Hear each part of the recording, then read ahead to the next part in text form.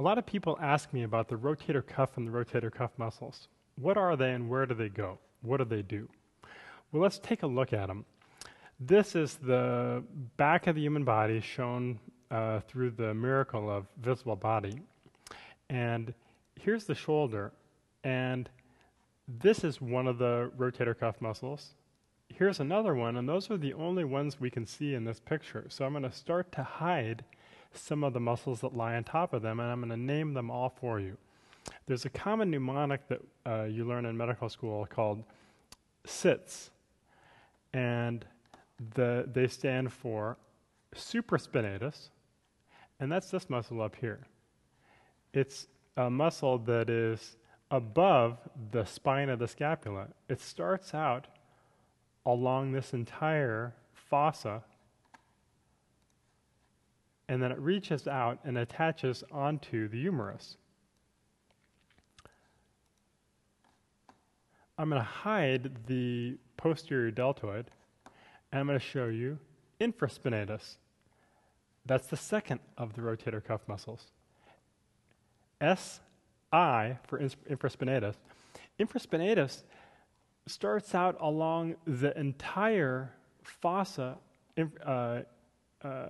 below the spine of the scapula and reaches out to the humerus again.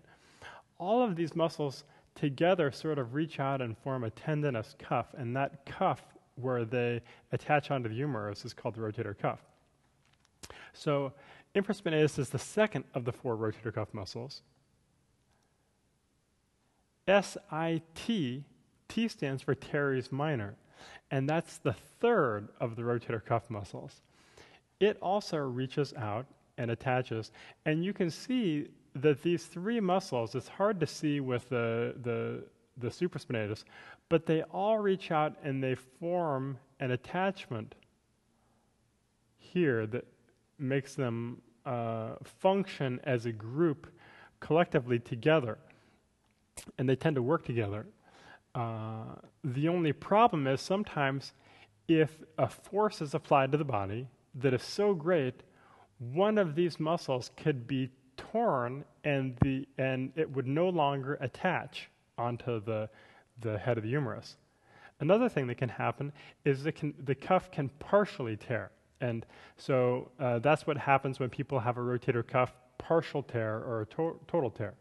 One of the things we do at the surgery center is we actually go in and through the miracle of modern medicine and anchors and modern technology, we can actually reattach that muscle onto the bone, which is pretty cool. Well, I've only told you about 3 of the rotator cuff muscles, and I got one more to go.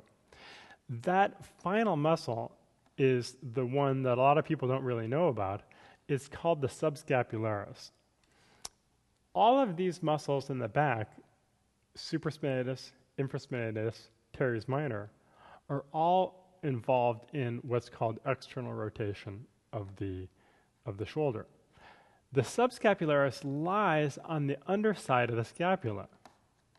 If we slide over here to the other side, I've prepared it for you. I took all the muscles away.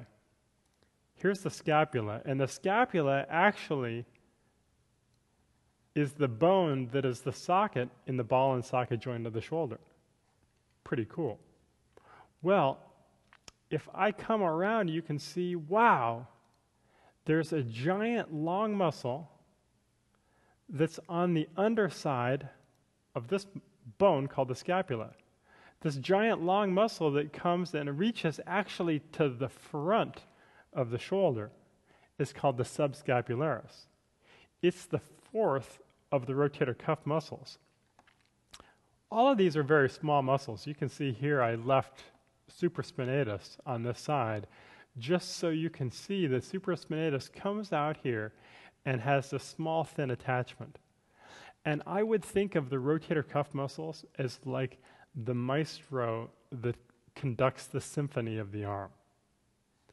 They're small. They have critically important roles in terms of orienting and creating stability of the shoulder, but they're not giant muscles like the lat here or the pec here that also work on the shoulder. But together with the big muscles, they ensure that the shoulder functions in an optimal way.